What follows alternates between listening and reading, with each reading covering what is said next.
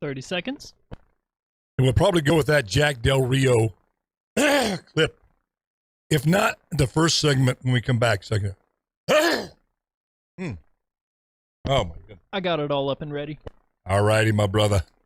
I'm waiting on you. I'm backing up, right?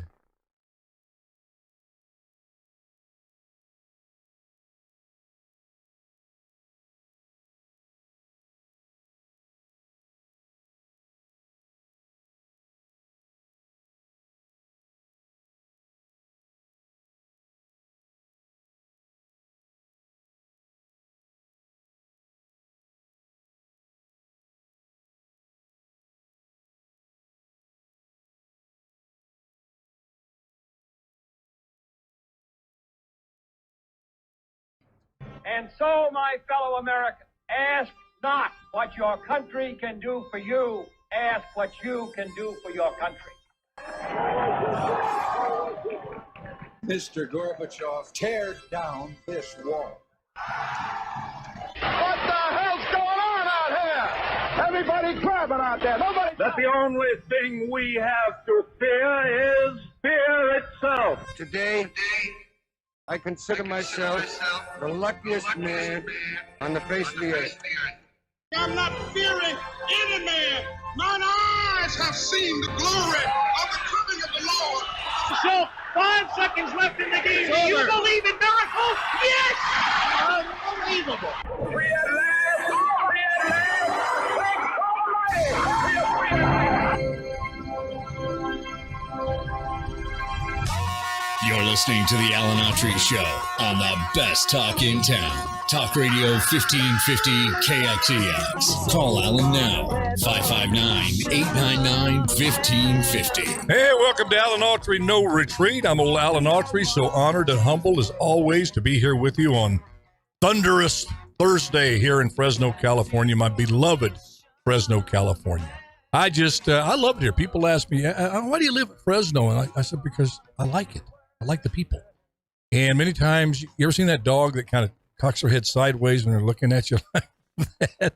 And that's what I do. I love it here. I could live other places and around the country. A lot of good places to live.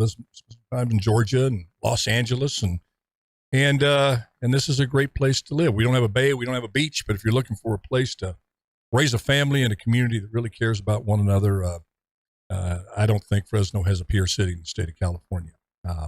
And that still stands for something, being able to have a community that you feel good about raising your kids in and hanging around after the kids are grown and out the door, which is becoming a longer and longer process for a lot of folks.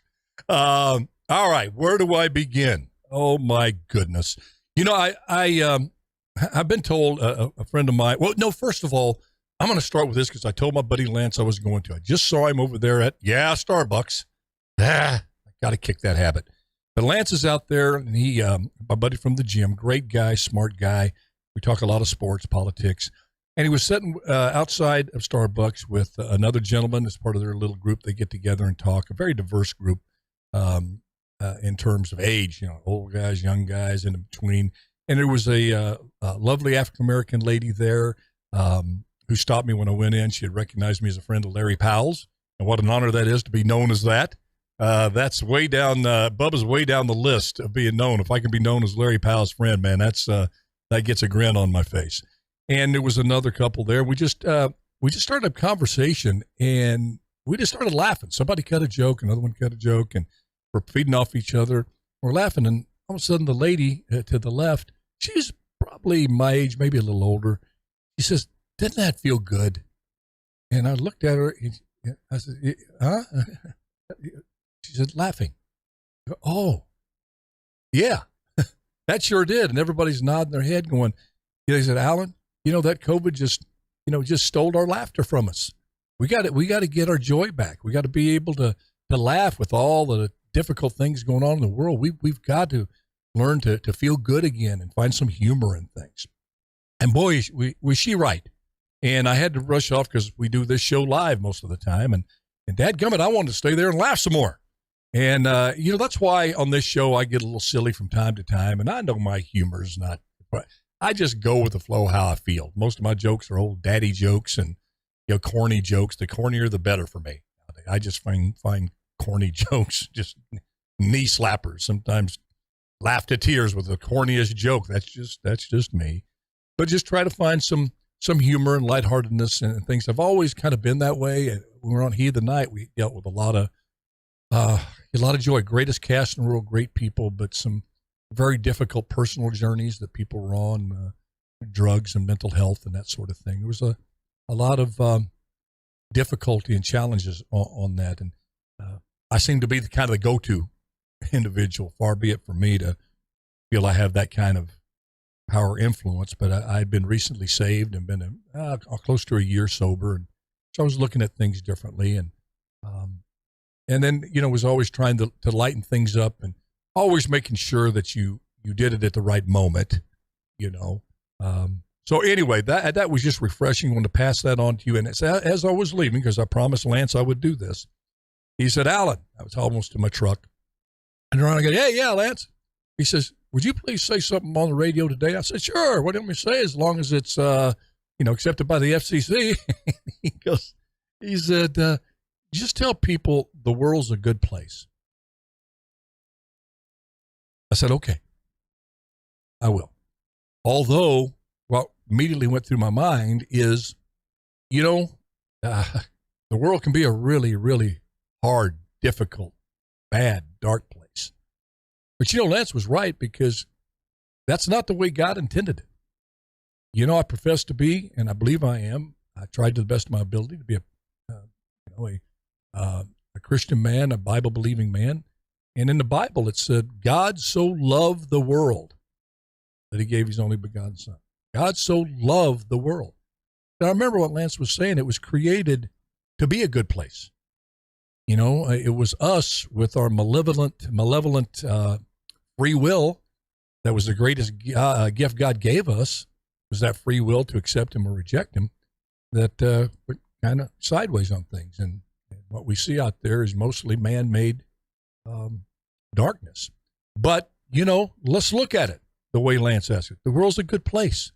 And we have difficulties, but let's do our best each day with our platforms that God has given us, our position in life God has given us, whether it be speaking a word of encouragement to a child or speaking to a group of folks. Let's start talking about the optimism of getting the world has fallen. Let's talk about how we get back up. The world's divided. Let's talk more about how we unite. The world's full of darkness. Let's start talking about how we can individually and collectively bring a little light to the world with the time God has given each of us on earth individually and collectively as a community, as a country, and as the world. So anyway, I promised Lance I was going to do that. I've delivered that message, Lance. If you're listening, hope you are. If not, you can catch it on the old rerun posted on the KXEX website. Right, Jeremy? Our trusted producer boy. Boy, he's good. And along with Jose, and we got a great stellar group here. And also, you can go to my Facebook page and the Facebook page for KXEX as well. You can see all the shows are archived. I think we're in show number 300 and something. Okay, where to start? Well, I wouldn't say I took a lot of grief. It was only one person that came up to me, again at the gym, and heard what I'd said about Chesa Bodine. Chesa, don't call me Jethro Bodine. I can't help it. Every time I think about Jethro Bodine, I was a big Beverly Hillbillies fan. You would have never guessed that, right? But I don't know if y'all remember this scene, or if you're fellow fans of Beverly Hillbillies. There was a time where I'll get back to the story. Don't worry. Let me deviate off. I have a little radio ADD. Every day is free for all Friday to some extent here Thursday. But there was a scene there, and it just tickled me to death when I first saw it, and still today when I see it on a rerun or I think about it. But Jed, just out of nowhere, walks up to Jethro. And Jethro's out in the backyard doing something, bouncing a ball around. And Jed's concerned about him, failure to launch. Jethro to go out into the world and start working. They're millionaires, but they come from the hills. People still work. And he come up and he said, Jethro? Yeah, Uncle Jed. Have you decided what you're going to do when you grow up? And Jethro says, well, Uncle Jed, I'm kind of torn between being an atomic scientist and a fry cook.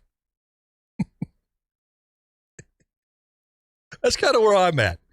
Right in between atomic scientist and a fry cook, a radio talk show host now for an hour. I think that's closer to the fry cook than it is the atomic scientist. But I want to thank, speaking of scientists and brilliant people, I want to thank Laura. I got my SpaceX hat she sent there. And, man, you set this whole place on fire. They wanted those hats left and right and a beautiful T-shirt you gave me from your visit there, SpaceX. You're just too generous, Laura, and just thank you so much. I wear this with pride. But Elon Musk, so thank you very much. I was thinking the other day about Elon Musk. I don't think in my lifetime, you folks may come up with a name or an example, but I really can't, of outside of one, it just came to me right now, and I'll say who that is in a second, but let me finish my thought.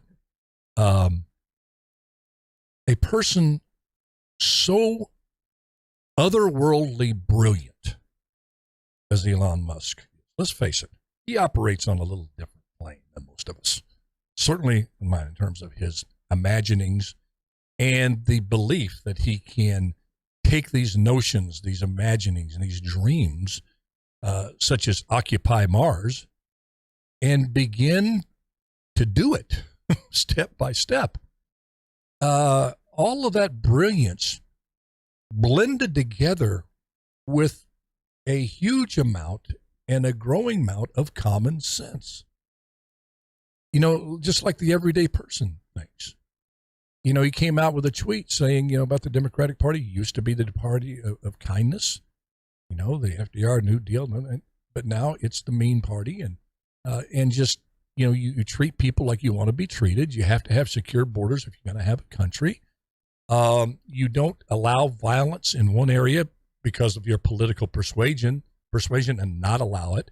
You don't allow buildings to be burnt down and kind of encourage it. Like in the summer of 2020, 525 riots have 25 officers shot, Mr. Dorn shot dead, and you encourage that kind of behavior and call it peaceful protesting, yet you have January 6th, which in many ways was just as bad, but suddenly you're putting razor wire around you to protect yourself, and everybody's a white supremacist and racist trying to get you. He saw the hypocrisy in that, and that's just common sense. And he gets vilified for it. But anyway, he's the guy that came to mind, remember just about 45 seconds ago? It was Einstein.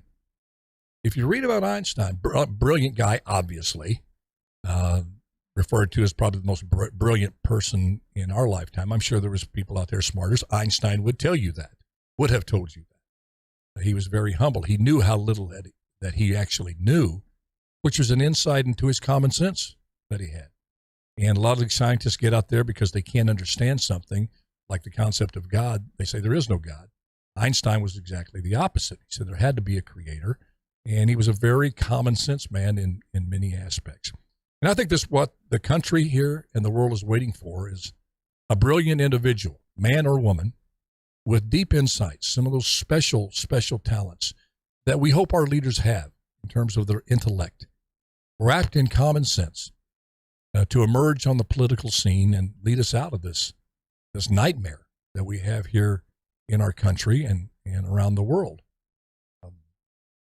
But okay, should we take a break here? No, we're going to, before we take a break, because I kind of did a little bit of a right-hand turn there away from what I started to talk about being approached in the gym yesterday.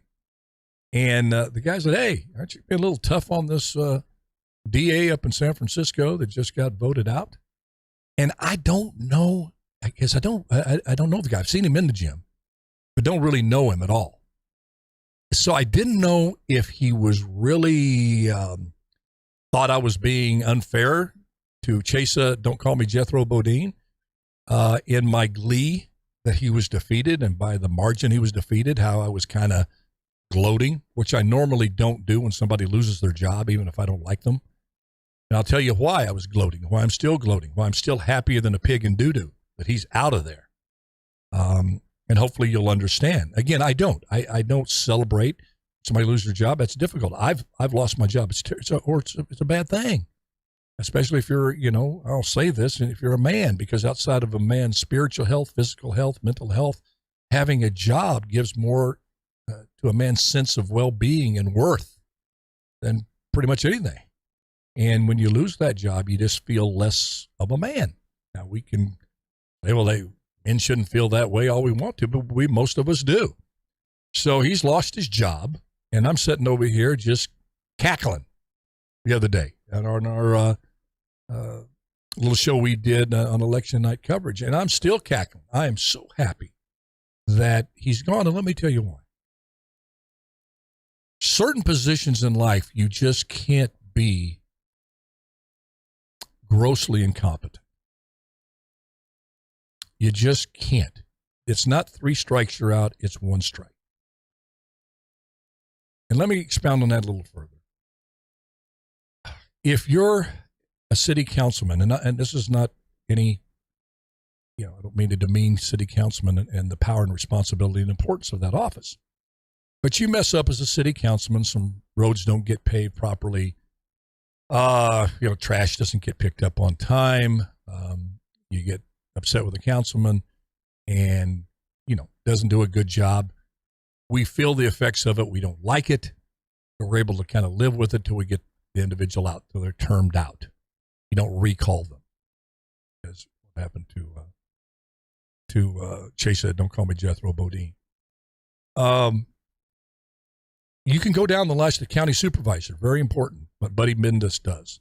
All the issues out, including drinking water, clean drinking water to some of our small country towns out there that have been drinking bad drinking. It's very important issues that they face. But there's some positions where it's literally life and death. It's a life and death office. Every decision you make can either save people from death or inevitably condemn people to death simply by your decisions that you make inside of an office. And if you are politically driven rather than principle driven, and that principle should be to protect the law-abiding public at all costs.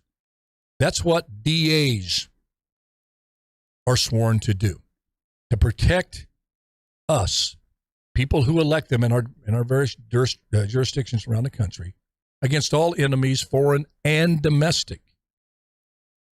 And when a DA decides they're going to make a pact with the devil, as Chase said, don't call me Jethro Bodine did, and George Gascon and the DA in Chicago, the DA in Philadelphia did, you make a deal with the devil when they made the deal with George Soros to take money from him, and knowing full well that George Soros's ultimate goal is to create as much chaos in America as possible while he's on this earth.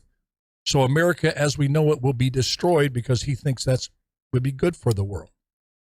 And what better way to create that chaos than to let criminals, in particular violent criminals, run wild, unpunished on the law-abiding public. You could say, oh, Alan, nobody would do that. Check into the guy's teachings. There's enough everywhere, writings, YouTube interviews. He is an avowed Marxist, an avowed atheist, and he literally hates America and everything America stands for since the revolution. Individual rights mean nothing to him. It's all about the collective, all about identity politics. And he very diabolically, brilliantly said, I'm going to go after DAs. I'm going to fund these campaigns because this office is flying under the radar of the general population. Yeah, they locally they know what who the mayor is and what the mayor does. City councils, supervisors, certainly their state representatives, governors, this and that. But school boards and DAs, they just kind of slide in there. So if I can run enough ads saying that it's time for criminal justice reform, that so many people have gone to prison that don't deserve it, are being unnecessarily punished, And there is something racist about putting a convicted, a multiple rapist and multiple murderer behind bars. There's something not in keeping with justice with that concept. He could sell it. He believed he could, and he did. A lot of people didn't pay attention to the day. They didn't even mark it on the ballot. But those supporters who hate America came out, and some naive, some didn't hate America, but went, it sounds good. I've seen The Green Mile. I've seen Shawshank's Redemption. Yes, every criminal, every person in prison is a victim of an unjust society called America. So we need to open up the gates and let them all out, just like we're doing in California. And you're seeing crime rates escalate through the roof, innocent people being shot down, mowed down every single day. People are afraid to go to the mall and go shopping, afraid to go to the movie theater, afraid for the kids to go to school. And it's just all the DA's fault. No, but I'll tell you one thing, they dang sure contributed to it a whole lot. These criminals, if they knew that if and when they did commit their dastardly, malevolent crime, that they would more likely go to jail for a long, long time, they would rethink it. History has proven that. When 3 Strikes You're Out was implemented here in California, violent crime immediately plummeted. Immediately. So much so that the rest of the country looked to California. Can you believe that? There was a time when the rest of the country looked at California as the model for law and order because of the 3 Strikes law. And then one by one, every city started implementing versions of the 3 Strikes. They started putting their SWAT teams out on the street from Thursday, Friday, and Saturday night, high crime nights, as Fresno did. Fresno was the first city to do that. Then L.A. followed, San Francisco, all over the country. And then the leaders at the time created the 1994 crime bill. It was a bipartisan agreement being led by that was led by Bill Clinton and Newt Gingrich and Joe Biden. Joe Biden couldn't help it. He was dove right in the middle of that. Why? Because the public was fed up with crime, and he knew if he didn't get on board, he was going to be voted out. And here's a guy from the age of 28 has never held a real job. He can talk about Scranton, Pennsylvania, and how he worked in the steel mills, drove a truck, bought corn pop beat him to a bloody pulp. He's a man of the people. He's out there getting his hands dirty. I don't think Joe's gotten his hands dirty, well, physically dirty, for decades. And that's just fact. But back then in 94, you had a guy named Bill Clinton, love him or hate him. He understood when the people spoke that they were tired of big government. They were tired of being scared coming out of their homes, that they deserved to have the streets back in the hands of law-abiding people. And he made a deal with Newt Gingrich. And we had a 1994 crime bill, and then the welfare to work bill, which got more people off of welfare into work than any time in history. And he loved America enough, or loved his position enough, that he changed his position on things. Here's why I'm still cackling and still just jumping up and down that Chase said, "Don't call me Jethro Bodine," is gone right now. He's going to run in November. He's coming back. He's the awful dark Terminator. He'll be back. In November, he's even said so. In his so-called concession speak, he doubled down, saying, "You guys are really not enlightened like me." I'm paraphrasing here, but go listen to it. It's on YouTube. He says, basically, I was a victim of being painted unfairly by the media. I was outspent 3-1. And I would say, Chase said, "Don't call me Jethro Bodine." How do you spend a 50% increase in crime and say that somebody spun those numbers? These are numbers coming out of your own office. Your office gave us those numbers. The rapes going out, the random violence on Asian women in particular, by mostly angry teen African-American kids. It's just what it is. You don't report it because it didn't fit your narrative. It wasn't a white supremacist out doing most of that. And it wasn't mostly black people. It was just the demographic was 98% were angry African-American kids randomly attacking Asian women. But the rest of the world sees that. That's a spin. That's racist. Most of the, near 100% of the innocent black people and young people that were lynched in the South were lynched by white people, okay? White people, not black people. Black people didn't lynch black people in the South. White people did. And we said that.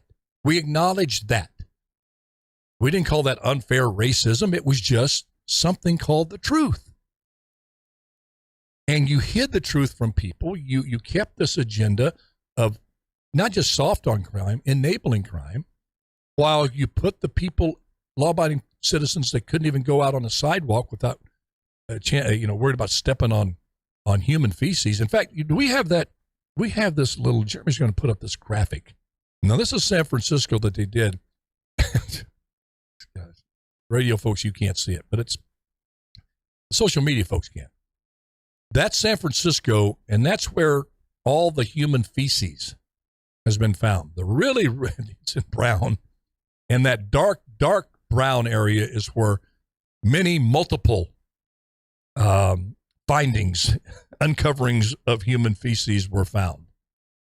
Now, Chesa, don't call me Jethro Bodine, would look at that and say, what we need is just more public bathrooms. That's what he said. Get more porta potties out on the street. So you go down to Fisherman's Wharf, he wants a porta potty every 15, 20 feet. Stop that. Not like in the old days going, hey, buddy, sorry, but you can't crap there on the sidewalk in front of these folks. You can't take a pee. You can't shoot up. You got to go someplace else. You can't do it here. Simple solution. You just don't tolerate it. So I've probably given Chesa Jethro Bodine too much time here, but he's going to come back in November. We're going people of San Francisco, don't be lulled into some crazy decision of letting this guy come back and brainwash you all again, that somehow his policies are going to start working and you're going to be safer somehow. And when you walk out of your house, you're not going to step in human crap. It's one thing to step in dog crap out in the park. You're out on the farm, you step on a little cow crap. That's natural. That's to be expected. But you shouldn't have to worry about walking out of your house, going down to this beautiful city called San Francisco, or it used to be, going down that beautiful, ocean air hitting you in one of the most bucolic, beautiful cities ever created by man. And you can't look at it because you got to look down at every step because you're going to step in some human crap. You can't even look at it. You got to keep your head looking down all the time. So with that, we'd like to give Mr. Bodine a little song, a little theme song as he exits the DA's office in San Francisco. Crank that baby up. All right, this is Alan Aury. No retreat. Thanks for tuning in. We'll be right back.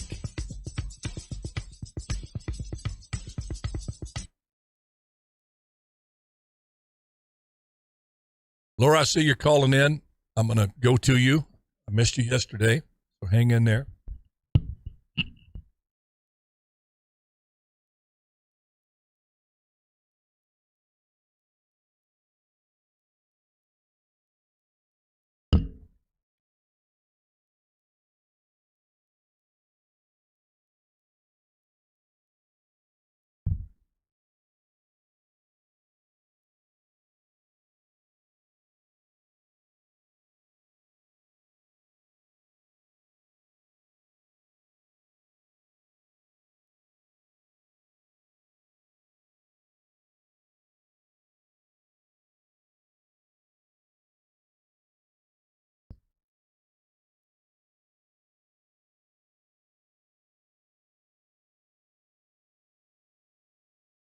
Y'all know what the Dunning-Kruger effect is? Very interesting. It's a term used in psychology to, it was actually, I forget the fellow's first name. It was two guys, Dunning and Kruger. I think back in the early 90s. They came up with this theory that, based on a lot of data, you'd have to go online and check it out, that the most incompetent people think they're the smartest, the most competent, and how dangerous that can be if that type of Dunning effect that affects some folks, those folks are able to get into a position of power. Very, very, very, very interesting. They kind of explain it length. Just go in length. There's various articles on it, so just Google Dunning, because I'm going to talk about it. I don't know if I'll hit it today. We went long on that last segment, but either Free for All Friday tomorrow or Monday or Tuesday, I want to get into this Dunning effect, Dunning-Kruger effect. I think you know where I'm going with this. At least when you have the Dunning-Kruger effect, you should at least acknowledge it. I never think I'm the smartest guy in the room, even when I'm alone in the room. I always look around. There's somebody smarter than me around there besides me. Maybe the old mouse in the corner over there. But there's something to this term, this theory. And I'm afraid we have President Dunning and Vice President Kruger. But we'll discuss it and let everybody make up their own mind. 30 seconds. That's called democracy, not tyranny. Always remember that, Jeremy. Jeremy's 25 years old. Aren't you 25? 26? You were the cutoff. You're a millennial, but a really young millennial. Yeah, you're like our son. He's 25. But he likes to be Z. He says, I'm actually Z. I talked to him the other day. I guess there's a little caveat, a little 5 seconds in there.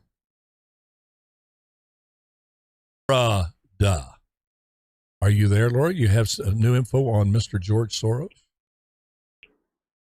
Laura, Hello. are you there? Are you there? We're on the air there, I'm here. sister.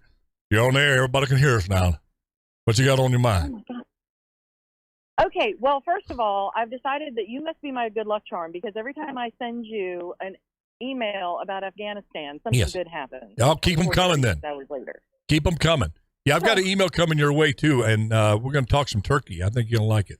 I know I'm going to like it. Go ahead. Okay. So anyway, yesterday, Guillermo was talking about how the GOP needs to work on their messaging to the Latino communities and reach out better to try to bring more of them into the party. Right.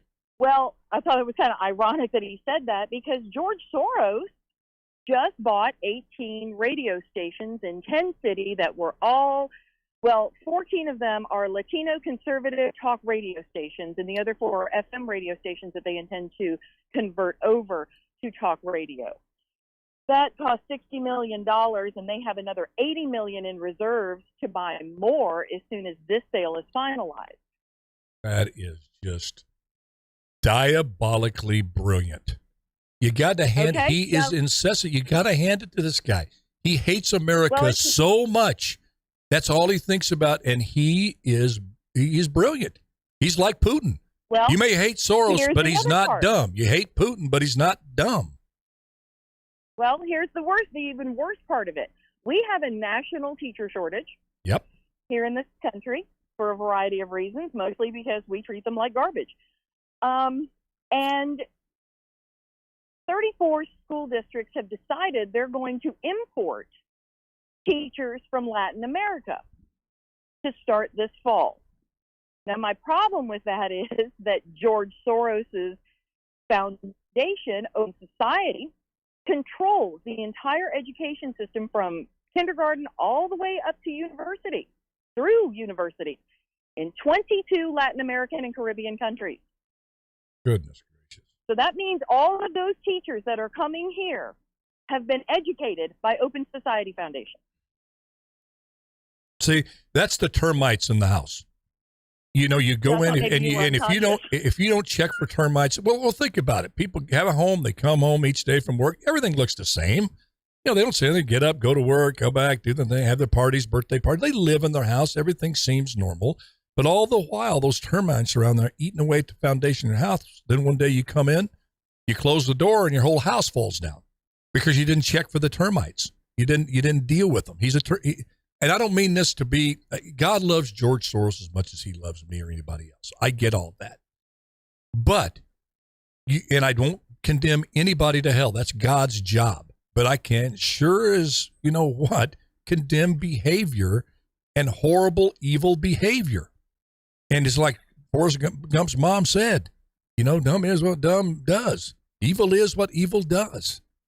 And this man is doing purely evil things. And to me, I don't understand why these folks on the right, or not even on the right, just common sense Americans and are people that love America around the world, don't see what's at stake here. This man wants to destroy. He's an atheist who hates liberty. You can see it what he does. He wants to control the elite. But all this stuff is surreptitiously. That's the average person. Have you ever heard of Open Society Foundation? They're going to tell you no. But my point is, Laura. Have you ever heard of Lakestar Finance? They're going to say no. But Laura, because he doesn't do it with his own name. He does it under the guise of a multitude. But you found it. And corporations. You found out. You put the dots together. What I'm saying is, for example, okay, Koch brothers, you love America. Let Elon Musk inspire you a little bit. Get off of your golden thrones and go out there and lay your butt on the line for freedom. Go after this dude. Counter him. Go to these countries. Go at him face to face. Go to Latin America. Start buying yourself some school systems to deprogram this nonsense that's going on, because it is effective. It is effective. All you have to see what's going on now in this 50-50 split in this country. Out of the 50% on the left, I would say at least 25%, maybe more, truly do hate America. They do believe they should just burn it down and start all over. They do. But the rest of them are just along for the ride. Right. I told you when I first started calling into this show, the Democrats do not care about the midterms in 2022. And if Build Back Better wasn't going to be successful, what I tell you, they were going to find other ways and other means. Absolutely. To get what they want in the long term. And this it's a religion. Has been going on. Take a good look at China. When did communism come to China? Not in 1949. No, it was first introduced in 1911, and it was a slow-moving coup in the education system, in inflation, in all kinds of internal strife within the country, pitting one party against the other. It was all of that, and it went on and on and on. You're absolutely right. And the clarion. Go ahead. Was the Great Famine of China, when 1/3 of the population died, and they said, the way this is going now isn't working, so we're going to try something different. And that's what they did, and that's what we're looking at now. That's happening here. You're absolutely right. And those of us who were, we were young at that time, but you do a little history on it, and we did exactly what America started doing back then, maybe a little bit further, not standing by our principles, not being able to finish out a commitment to that principle. By that, I mean, we had a clear choice. You had Chiang Kai-shek and Mao. Chiang Kai-shek was a pro-Western free market guy. He wound up going to Taiwan and ruled Taiwan, and Taiwan became an economic juggernaut, while Mao over there with his communism, treaded water while he killed about 25 million of his own people. We had a chance to keep Chiang Kai-shek in office and, stand by him and the people of China, but we didn't. And the same thing in Vietnam. We left Vietnam because we were afraid China was going to jump in. We couldn't go all out. We've been running in fear of China in Korea. We haven't won a war since World War II, Laura. We lost Korea. We went up and left. We lost Vietnam. We lost Iraq. We lost Afghanistan, and you know what? We're going to lose. We're going to lose Ukraine because there's no commitment. They weren't wars. Actually, they were police actions. That's why, because we did not put 100% of our resources and everything else behind anything. You played politics. Yet you asked those soldiers over there dying. They said, "I was in a war. I wasn't in a police action.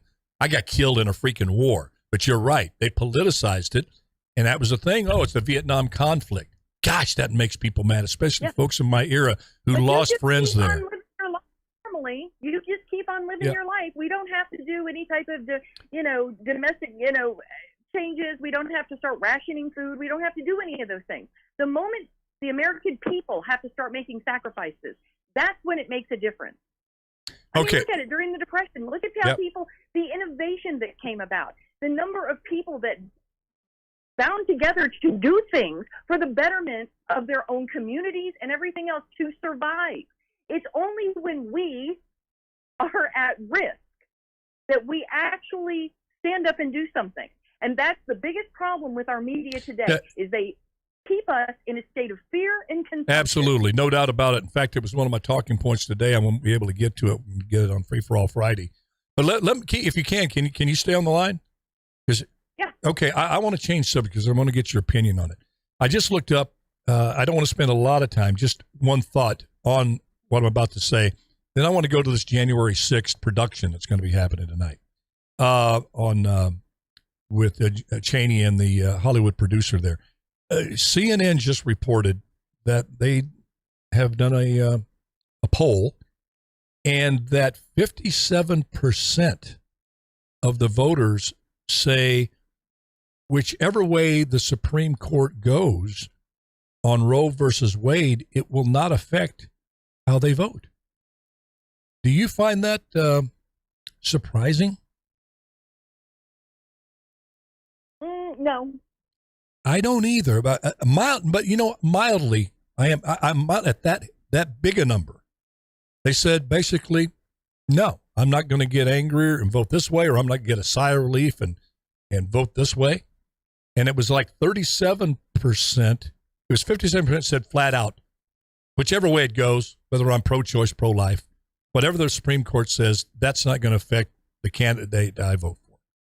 And then there was another that went off, went to commercial break over there. There was another category there of the voters that was basically not that if it goes to, if it's Roe versus Wade is overturned, I am going to go ballistic and this sort of thing. I think that was like 15% said it was really going to get their pulse beaten hard. I find it mildly surprising that 57% would, on a CNN poll, would say, nah, no big deal. Well, because the fact is that abortion now is literally at the lowest it's ever been in 30 years. The majority that are performed for medical reasons.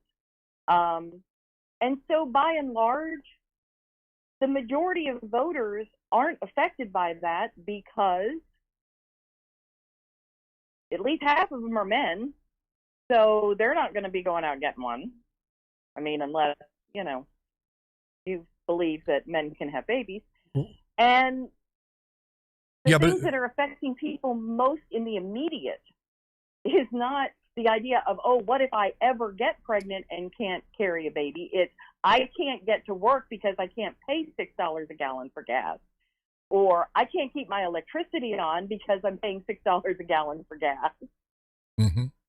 So people think in the immediate, Alan. Yeah. They think in the immediate. Well, them in that moment. You mentioned that it being men. The Roe versus Wade, the whole thing was caused by the father, the potential father. The husband wanted to have the baby, and his position was, hey, I should have a little say in this. It's going to be my kid too. And the Supreme Court said, no, you don't. It's all. But it's I all. think It's that all. Republicans It's all with and the woman. Democrats are mistaken. Yeah. In that they think that this is. I mean, it's a hot button issue because it does brings a lot of emotion to people when people talk about it. Let me ask you. As a day-to-day issue, it's not something. I mean, it's not something that I sit around and worry about. I'm worried about the fact that I got to raise my prices at my bakery. Well, yeah, I was going to ask you. I was going to ask you. Would you think it would be a bigger issue if we weren't looking at stagflation, 70s, highest inflation of 40 years, and crime out of control, and gas at some places $8-9 a gallon?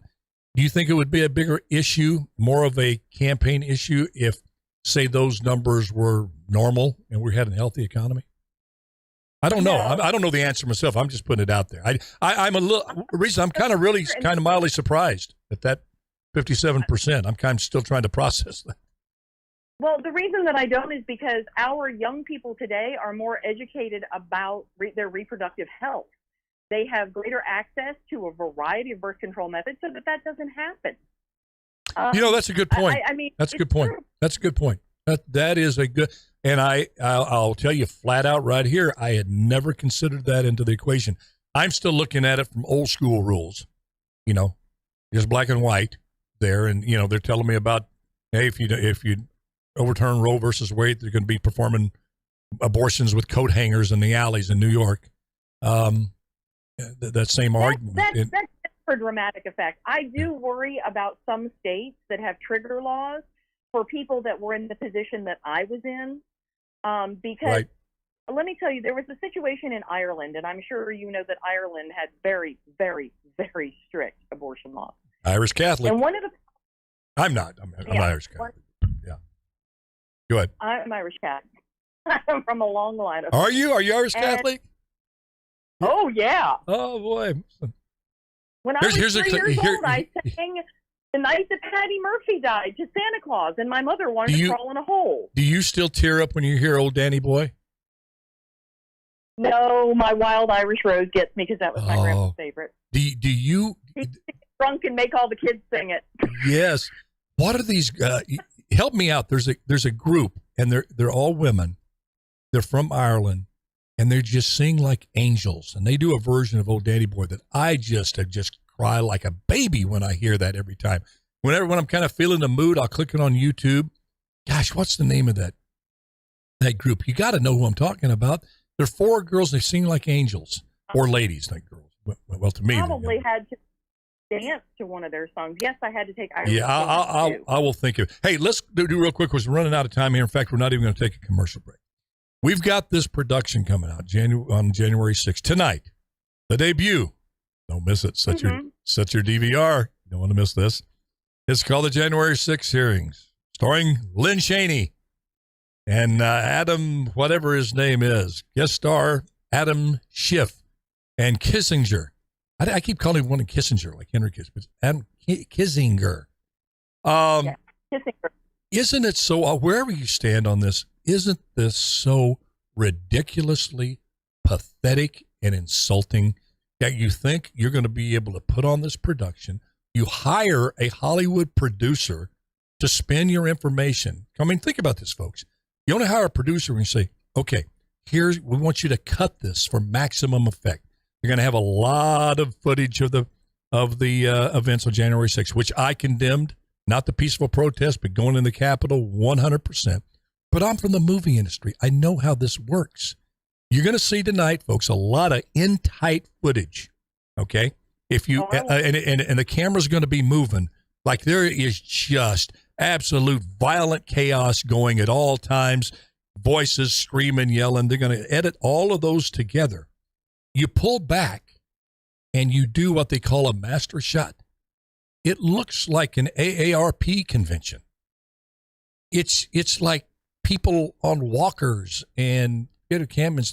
I'm not minimizing what the knuckleheads did, the knotheads, the boneheads that went in there. But the fact of the matter is, and this is not a Tucker Carlson talking point, I'm sick and tired of that because a lady lost her life. Yeah, she shouldn't have been in the Capitol. None of those people out BLM should have been out writing and setting businesses on fire, but they didn't get shot dead. This girl, Ashley Babbitt, got shot dead by a Capitol officer whom we still don't know why. They exonerated him without any investigation.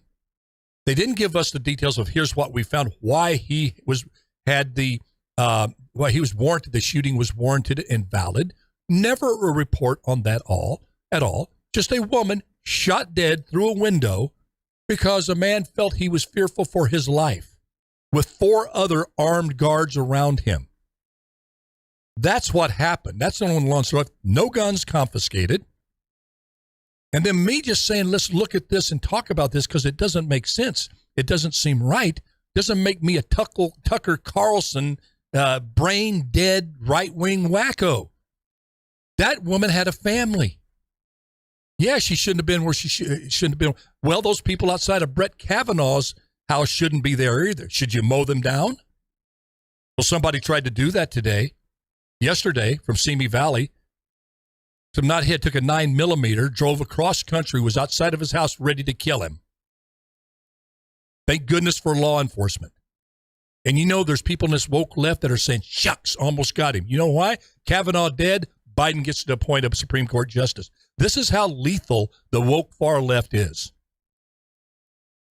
And they're going to show you January 6th why you should be traumatized, why this is a threat to democracy, yet you see gangs, mobs running amok on the streets of this country from coast to coast, burning down businesses, killing people, assaulting police officers, and you don't call that an assault on democracy? Democracy means you should have freedom, life, liberty, and pursuit of happiness, the right to those three precious things, violated every single day during the summer of 2020. Yet you have Kamala Harris wanting to bail those people out. Yet you'll put razor wire around your butt when that riot emerged. You have 25,000 National Guards come to the Capitol. And by the way, Laura, remember what happened? Remember they were going to do this stand down to find all the white supremacists that were in the military? Well, they did that with those 25,000 National Guardsmen. You know what they found? You didn't get the report. It was buried way down. They found 2 questionable posts out of 25,000 soldiers. 2 questionable. None were removed. Well, I think they removed 1 individual because they had to do something. Out of 25,000. This thing tonight, and we're running out of time. We only got a minute, Lori. Go ahead and just respond. We'll pick up some more tomorrow on this because it will have aired. And if I think it was something meaningful, I will eat crow gladly. But I don't see any way this is anything other than just propaganda dressed up. What's your thoughts? I think the airing of it on television and the way that they're doing it is going to completely delegitimize everything that they claim to have been trying to do in this investigation. I have to look at it from the perspective of not whether it was a Republican or a Democrat. If a Democrat had done this, there would be Republicans screaming just like Democrats are screaming for the Republicans. I agree. But if there were, my biggest thing, okay, yes, there were people who went in and did what they did. All I want to know, if there were politicians, if there were congressmen who were doing what they supposedly were accused of doing, and that was doing reconnaissance tours for people, I don't care if it was a group of 1 or a group of 10, you shouldn't be in Congress. I agree. I don't care if you got R, a D, an I, or whatever behind you. All right, I agree with you. Well, I got to go. We got 7 seconds. I agree. This is Alan Aury. No retreat. Well, I got to hit that. We don't have a hard timeline. I'm going to take my time. Okay? We can bleed over, right, Jeremy? Okay, keep going for just a minute because you know what? I want to read this. It's a little bit of scripture. Okay. All right, I'm going to leave you with this, folks. Philippians 4, chapter 6 through 7. Chapter 4, verses 6 through 7. I think it's really important today with all the stress in the world.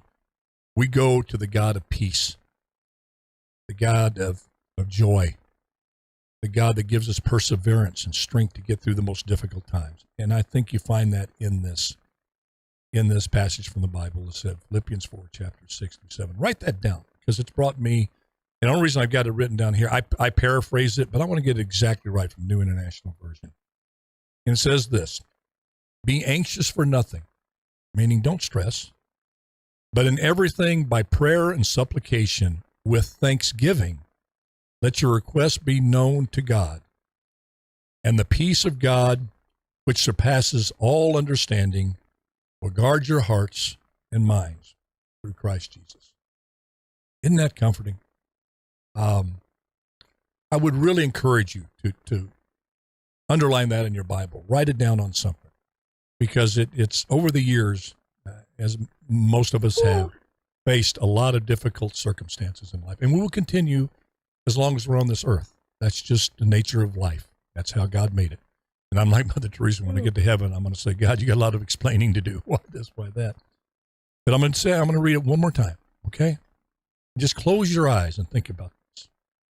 Pray on this. Be anxious for nothing, but in everything by prayer and supplication with thanksgiving. Thank God for the circumstances you're in, because he's got it under control. Let your request be known to God. Let him know how you're feeling. Let him know what you want. And the peace of God, which surpasses all understanding. We can't understand it. It's too powerful. He's God. We're not. He's our Father in heaven, has us. It passes all understanding. Rest in that knowledge, and it will guard your heart and mind through Christ Jesus. It will bring us peace. I love y'all. God bless you. God bless America. Laura, thank you for being a loyal listener. You're special. Sue, everybody out there. I have to tell you something. You made me cry because that was my grandfather used to say that all the time.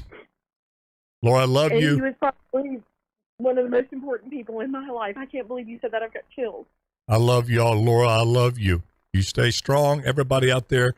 And we have no music, but maybe we don't need music. I just want to look right here in this camera, and I want to say something from the deepest part of my soul. Just do your best in any circumstances in life, and let God do the rest. That's all he expects of you, just to do your best. And that means just love your best. A lot of times, there's so much we don't have control. Just love people, and particularly love the unlovable. That's what he did for us. We were pretty unlovable when he decided to come. Jesus, we were a pretty unlovable world, still are. But he loved us anyway. Just do your best. Let God do the rest, because that's all he expects of us. So therefore, that's all we should expect of ourselves. Love you all. God bless. We'll see you tomorrow on Free for All Friday.